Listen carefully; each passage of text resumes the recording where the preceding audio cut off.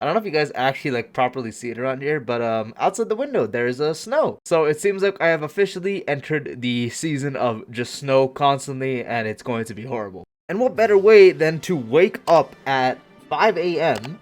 and record a video going over my 3.x summons, what I do regret and what I don't regret with how much I did summon. I have summoned so much during this 3.x era that you can probably not even know me as the friendly neighborhood Spider-Man, you know me as the friendly neighborhood gambler. I'm like Aventurine minus the luck, all the gamble. But yeah, I'm going to literally go over every single summon experience I've had, and if I do regret it or don't regret it with the actual character. Click on my link in the description right now to join me for a journey in Raid Shadow Legends. It supports my channel a lot and gives you a legendary start in the game with Elenaro, as well as 3 awesome epic champs. Don't waste any time and click on the link right away, I appreciate you guys. So of course, going in order, let's start it off with Aglaea because I did end up skipping the Herda. So Aglaea, I did get her E2S1 on her original banner and she's been like that since. She's had a build change and I can already start it off by saying I have no regrets on this character. I'm really glad that I've gotten to a point where no amount of doom posting actually affects me, because my god, I was so hyped just reading her kit and I like could not wait to see a character that just gets so much speed in their base kit.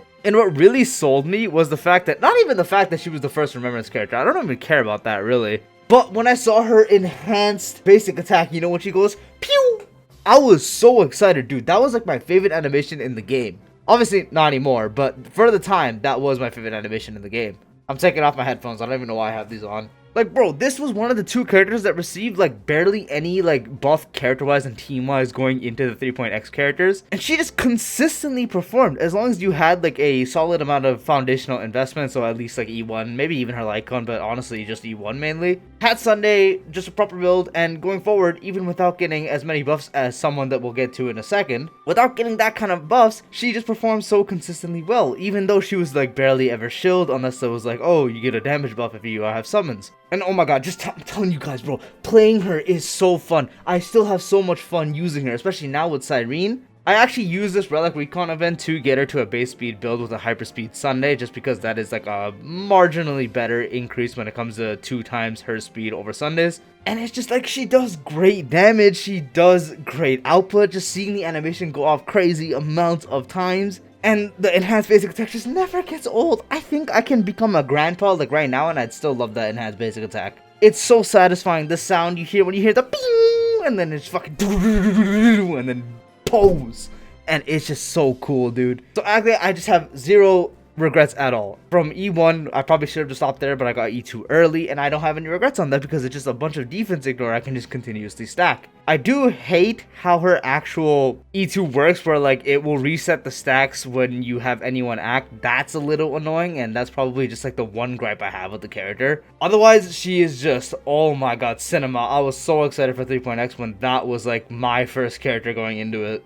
Next up is the bomber herself, or the bombers themselves, Tribbie. Next up is the bomber, or the bombers themselves, the Tribbies. So I was originally in the same plan as a lot of people, where I was like, I kind of like don't want to pull her just because I wasn't really a fan of her design that much, because, you know, I'm like not a fan of like these kid designed characters. What pisses me off is she literally has a grown-up design. I know it ties into the story and all that, but she has a grown-up design. We could have just kept it with that, but they decided to go with the kid design. So obviously it was super early into story, all that kind of stuff, and I wouldn't really know much about the character to see if I wanted, so I could only go off design. And off design, I didn't really want to pull her. But then the kits started coming around and I was like, well, she is broken.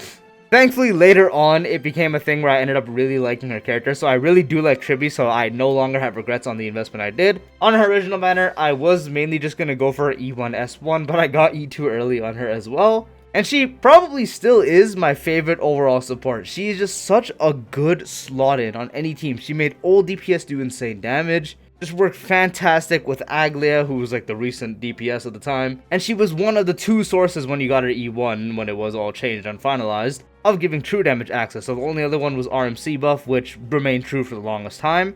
But what really sold me on the character was just the fact that she was just such a good slot in. So once I did get what I did, I was like, I'll just look past the character design and stuff. She was just so fun.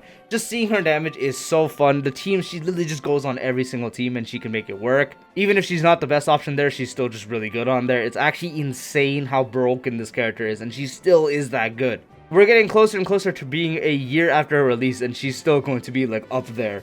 Absolutely zero regrets on any investments. I don't regret getting her Lycon, that crit damage buff, seeing her damage go increase more because I can run HP rope instead. E1 obviously like the best dupe in the game to this day still. And then E2 honestly is just really underrated. The additional damage going up based off original damage and also getting an additional instance, that's just so much extra damage. Like I've gotten 100k plus of extra damage being added upon the damage I'm already doing. So I honestly have no regrets getting that E2 as well. So it's like, oh, you could have saved that pity and maybe gotten early in that same slot on someone else. While that's true, I have no regrets. I'm really glad I ended up liking Tribbie a lot as a character too, because it would just be kind of weird if I got E2 on a character that I don't really like. Because if you guys don't know me, I like most of the characters in this game. There's very, very, very, very few characters I genuinely don't like at all. And I'm just really glad I ended up liking her because it makes me warrant enough to pull. If I like a character, that's enough warrant for me to pull. And it all worked out in the end. She's broken. She's really, really goddamn fun. She goes on like every team I can think of. And I ended up really liking her character. So big W's in the end.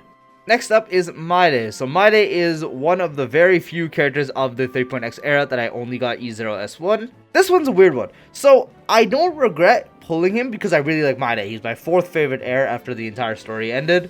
But he is my least favorite to use. Godslayer Be God is really cool, especially like when it came out and all that stuff, and it was relatively new, but just using him is just relatively boring to me. Outside of testing reasons and occasional clears for fun, I don't necessarily use him. Like, he's probably my least used modern DPS. Even after the Cyrene buff where you can get a bunch of Godslayers on him, I just didn't really find him that fun. Getting E1 definitely would be like a big jump, which I still might do when he does rerun in a few days. I might still end up picking up his E1 just to have it, just to have fun, especially since I do have high pity built up right now as well. Funny enough, I did go for E1, but I got an early 50-50 loss, and I decided to save that for an easy Castorice. So Mydei was kind of like my first sense of some form of regret. Just because after his original banner left, I didn't really use him much. And that still holds true. It's really just I have him because I really like him, but I don't really have fun using him. So when it comes to do I regret him or not, it's kind of like, I don't know how to describe it really.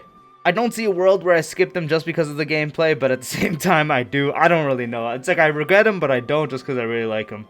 Next up is Castorice. So Castorice would be the other character that I got E0S0 on the beginning of her banner. I really like Castorice, and I wanted to go for higher dupes, but I ended up not going for E1. I built Pity, but I stopped there. Only reason is because she was right before Anaxa. Castorice also kind of fell in the same position as Mydei. Like, I liked using Castorice more than Mydei, kind of. Actually, no. At the time, I didn't like using her more than Mydei. The dragon was cool, but it got really boring quick. And honestly, it was less of her kit's fault and more of just like a clunkiness. I really didn't like running any healer with her. Like, I had to figure out sustainless setups at the time to make her, like, feel good to use for me, and it was actually really fun to figure that out. But she was missing Hyacine, who obviously didn't exist at the time, so that was kind of, like, my problem, is I just didn't like using a healer with her. Like, I didn't like using Gallagher, Luotra, Linksha, whoever. I just didn't like it personally. It was really good. She was really strong DPS, tier 0 across the board, even without Hyacine at the time especially. But for me personally, I just didn't have too much fun with it, so she fell into the same category as Mydei, where I really like her, and I have no regrets pulling her because I like her a lot, but it ended up being a thing where I didn't like her, so I kind of regret picking up for the playstyle,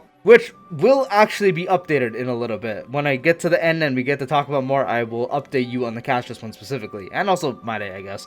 Next up is Anaxa, and if you have been watching me since Anaxa has come out, you probably already know the answer to this. I need whoever designed the kit for Anaxa to just continuously be like the kit designer going forward. Because how do you design such a good built unit that's just good in general, doesn't need investment? His investment is investment in other supports. Getting E1 Sunday, E1 Tribbie, E1 Robin, getting their Lycons, that is more beneficial to Anaxa than his own Eidolons. That is something I liked in character designs. I like the idea of being able to have like a really strong fundamental kit where a lot more power can be drawn upon getting support and investment in the support Eidolons, because that's not only a buff to Anaxa himself, that's actually a buff to your entire account rather than just Anaxa. Getting an Eidolon for just Anaxa is just a buff for Anaxa.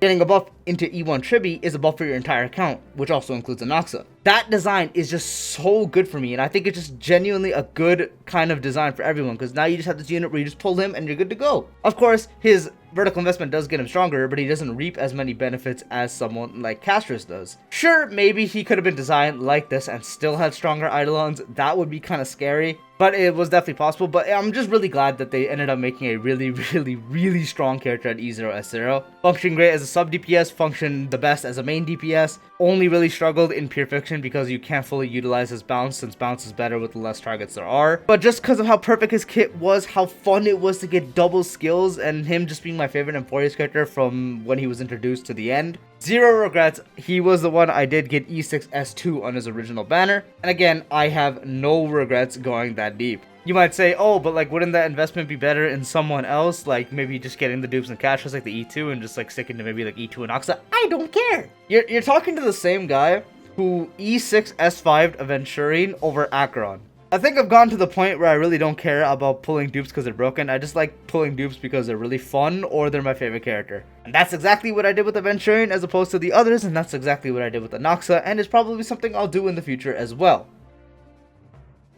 Using Anaxa at every dupe level, messing around with his dupes, going all the way up to E6, just all the fun stuff you can do with this guy. Oh my god, it's just so fun. Like, there is zero regrets. There's nothing outside of the fact that maybe his E1 specifically could have been better. I think his Eidolons are weak, but they are still like fine to an extent. Except his E1. That E1 is 1.x level garbage. What do you mean he gets 1 skill point and 16% defense shred? Why even bother? Like, his E2 is fine. I think his E2 would be insane if it was an E1. His E4 is like whatever, but E4s are usually whatever in this game anyways. His E6 is technically good because now you have no longer restriction to the air addition thing and it becomes free damage dealt permanently as a main DPS or the free crit damage for himself as a sub DPS. 130% original damage, always good, but Acheron has that in her base trace, in her base kit anyways, so like why couldn't it be higher? I don't know, regardless, just because he's so fun and so strong at E0, just getting the investments made him more and more fun in a sense, because that's just usually how it goes. As you can tell, no regrets at all. I love this character. He's going to probably be one of my favorite DPS for a long time. So Hyacine. I did skip Hyacine on her original banner. I gave her 70 pity, but I decided to save it. I did, however, pull her E2S1 on this rerun, and I have no regrets for those dupes either. I skipped it originally because I had no reason for a sustain, and Castorice wasn't really my priority to build strong. And Castorice wasn't really my priority to focus on at the time anyways. Yeah, I know she could do insane damage, but like it still wasn't like a justifiable reason for me. And this was also before I knew Evernight was going to be a character. That's before any of us really knew. So I just ended up not really going for her at all. But now fast forward, Evernight released. I was like, damn, I wish I had Hyacine for my Evernight. And even without Hyacine, Evernight was fine. But I just wanted to get Hyacine to have all the fun stuff going on. But yeah, just zero regrets on every single investment. Base kit made Castorice actually not feel horrible to use anymore. Lycone obviously as good as it is. Great for Blade, great for Castorice, and I have fun running Blade these days, so that's great. Max HP buff, absolutely insane. Skyrockets the HP scalar's damage. And that speed buff is just insane. These characters that have base speed, because now my Anaxa, because of Cyrene and stuff, is on a base speed build. And seeing him with Hyacine when I do run that pair, him having over 160 speed, nearly 200 sometimes at base speed, is just so funny to me. 30% speed is just insane. That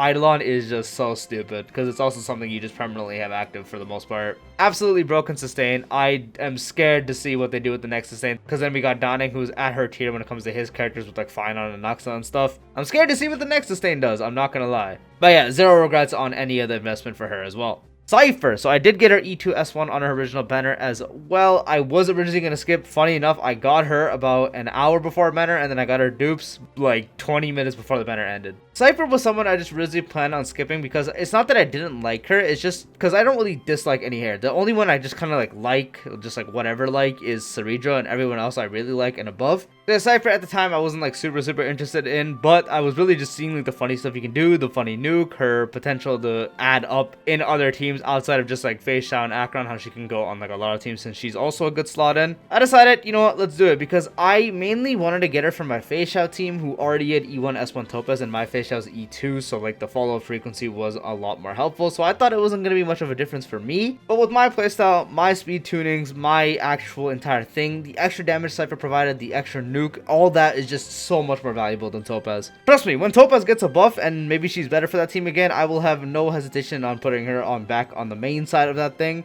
But Cipher just making that team, which follow-up team is like overall one of my favorite teams to this day ever since it came out with Ratio. Constantly, I just loved the team, and the fact Cipher buffed it so much more just was like my main incentive to get it. I got it, and I was like, damn, E1 makes her tally build up even better. Yoink, screw it, let's get it. And then I saw E2. I honestly should have stopped at E1. The E2 I didn't really feel, but I was like, hey, more vulnerability. Yoink, hit enemies, more damage taken, let's go. Honestly, I guess my regret would be getting E2. I kind of just wish I stopped at E1, S1.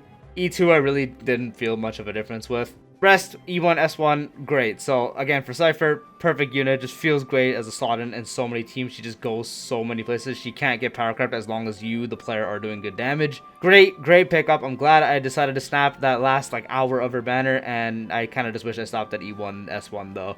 Phainon. So this guy was a weird case for me because I personally didn't like how he performed at E0 and like E0 S1. For my standards, he kind of just needed like E2. And I really liked him, and then I just kind of like fought a bunch of back and forths, and then I'm like, you know what, screw it. I'm going to get home today. This was like a few days after his banner. I did him my pity, and I lost 50-50, and I was going to skip. It was just like a downward spiral where I just kept saying, no, I'm not going to do it. I'm going to do it. I'm not going to do it. And then eventually I got E2 S1 with the worst summons of my life. And if you guys want to know how bad, I E6'd Evernight and E6 Cyrene in the same amount of pulls. Not together, obviously, like separate. In the same amount of pulls it took me to E2 Phainon. That's how bad the summons were. But yeah, I personally don't like his performance at E0. Like, obviously, he can zero cycle and all that stuff with certain setups, all that kind of stuff, especially with Cerydra, who came out after. When it came to usage-wise, pre-E2, I just didn't really like using him too much. Like, the transformation, all that stuff, really cool. Meteor animations, flawless. Super fun. And I do want to say, despite how much I suffered on this character and how much I tested to try to convince myself to summon, I will say I have no regrets pulling him. He is my second favorite Christless Heir, and I guess it put me through a cycle of its own. So I am low-key like the Spider-Man of M4A. So you guys just didn't see me. I was there. I was behind the scenes. Trust me.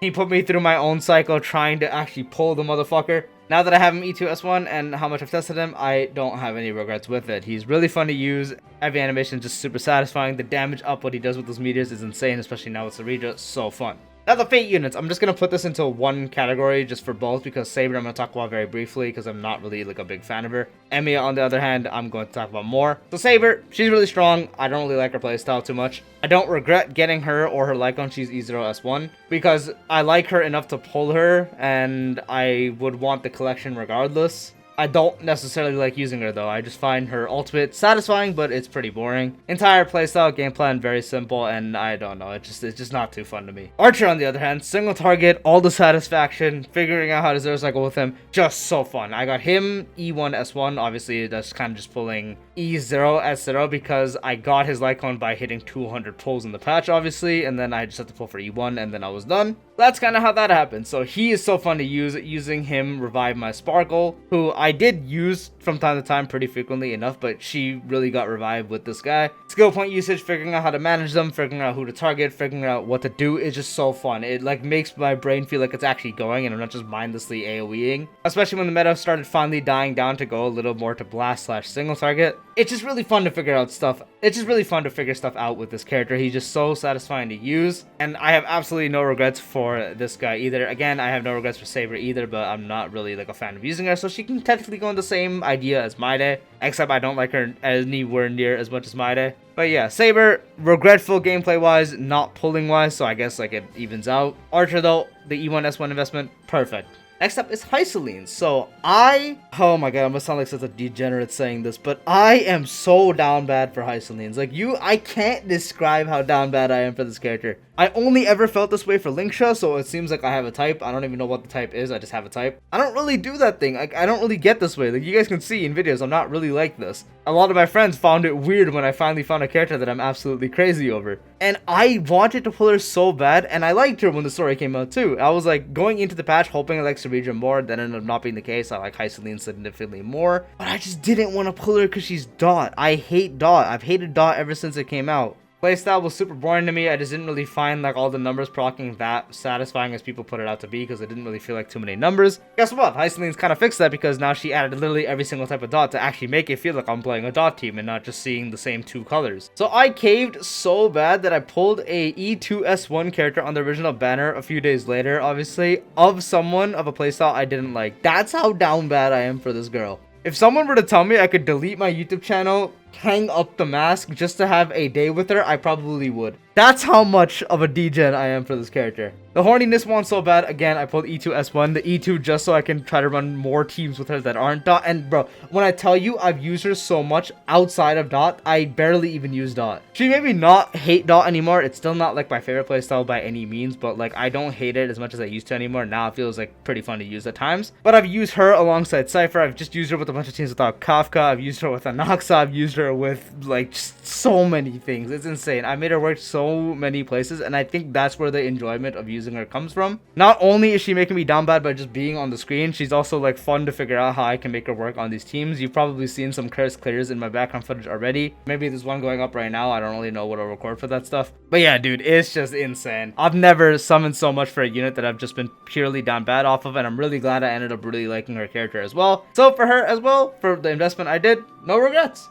Cerydra, so she was the character after, and I ended up getting her E1 S1, and I don't really have any regrets, but I don't really have much to talk about. I got her for what I planned on getting her for, mainly just for Phainon and Anaxa, especially for 4 shots, because that is so satisfying, and she delivered. So I really don't know what else to say, because she's not like anywhere near my favorite heir. She's my least favorite heir, and she's like the only one that I go from liking, kind of. Before 3.7, I actually like didn't really care about her at all, but then 3.7 happened and it made me like her somewhat. But yeah, Cerydra is a character that performed as I expected, performed how I wanted her to. I have no regrets getting the investment I did, so W. Next up, Evernight. So Evernight, a character I absolutely love so much that I got her E6 S5 on her original banner.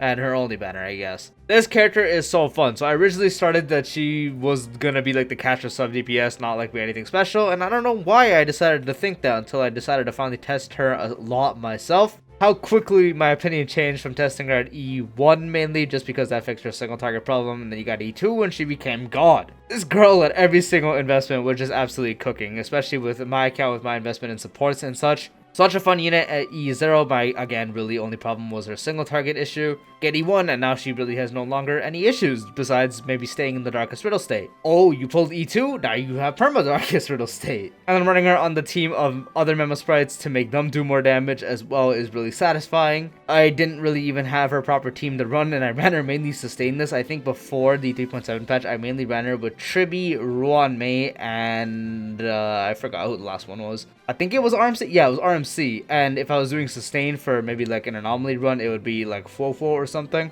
This girl, just absolute insane performance at every single level. So I have not been super hyped for a unit ever since Anaxa. Like, he was like the last character I was super hyped usage-wise. And I really always just really like March 7th as well. And I like Evernight more. And overall, when it comes to heir, she is my 3rd favorite heir. Lo and behold, I decided to go deep. I started with E2 S1 looking a bit rough, and my friend said, just buy one more pack. That one more pack turned into earlies, and then I went to E6, and then I'm like, on a later date, maybe I'll go for S5, maybe not. Got S2 early in a VCU of them playing. Then I decided, yeah, I'll buy the pack. The video's already out there. I went to the S3, got it at Soft Pity, and then I went to Soft Pity, got S4 and S5 in the same multi, and I lost my mind because that was my first ever 2-in-1. The sheer joy of seeing the numbers she can do, the whack teams I can run, she is just such a fun unit. She makes others do more damage with her E6 specifically as well. And then her base kit also can make them do more damage. She's great for other Memo Sprites, so now that I have the full proper team with Cyrene Hyacine, is just insane there as well.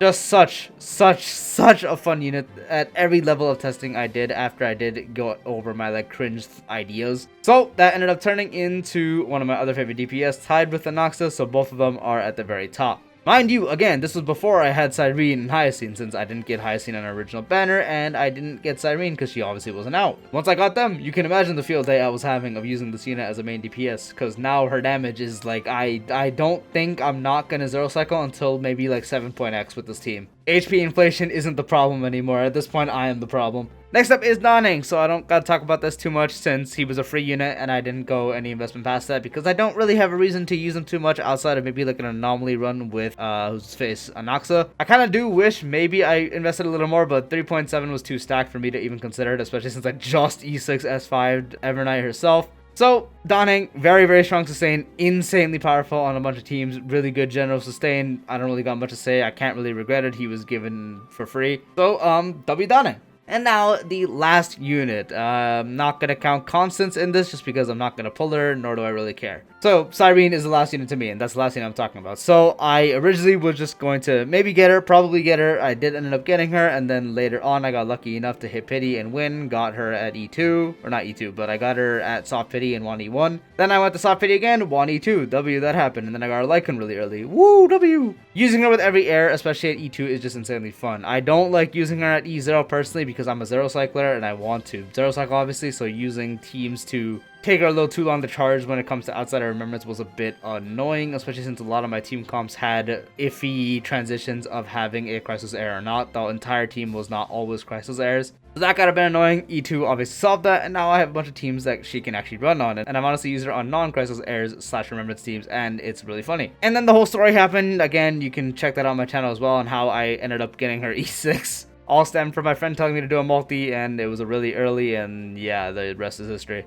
So I don't regret getting her at all at an E2 S1 standpoint. Do I regret getting her up to E6? And honestly, the answer is no. I think I would have other characters I'd rather have E6'd, but I still don't have any regrets with her because she is really, really fun to use just weird team comps with. Because now she herself is just, no matter what, going to do really good damage. Anytime she gets Ode to Ego, it's permanent 20% defense shred for the first time, and then any other time is a DDD. My only really complaint with E4 / E6 is none of them really help her generate more story stacks, so outside of the remembrance team, you're not really going to see Ode to Ego more than once, maybe twice. Unless you're an anomaly, that you'll see it a few times. I do wish she had more access to get story stacks quickly, but it is what it is. I also do wish her dupes help more with their Blooms and Plumes shot rather than just Ode to Ego. What the fuck? Ego. Road to economy! But yeah, I do kind of wish they did focus on Blooms and Plumes more, just because I think it could have definitely received more damage output, and it doesn't really change besides the talent level upgrades. That's kind of it. And now every air buff is slightly amplified, and depending on the character, it's amplified a good amount or a small amount. It really depends on the character. But yeah, now she does great damage. I can mess around with teams where she is not actually run on a Crisis Air or Remembrance team at all. Very, very fun seeing her damage. Very, very fun seeing her one-shot MLC sometimes. And honestly, with all my investment, I have no regrets on her either. And that is it talking about every Crisis Airman leave, just because I didn't pull the Herda, and I'm also not going to pull Constance or really talk about her at all.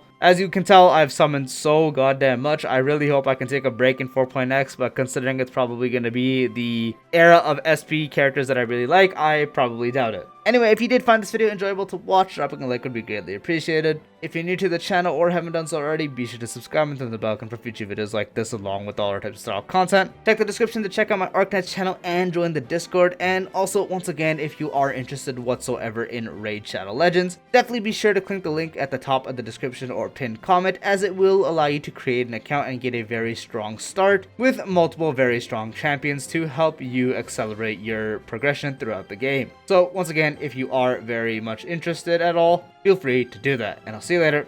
Peace out.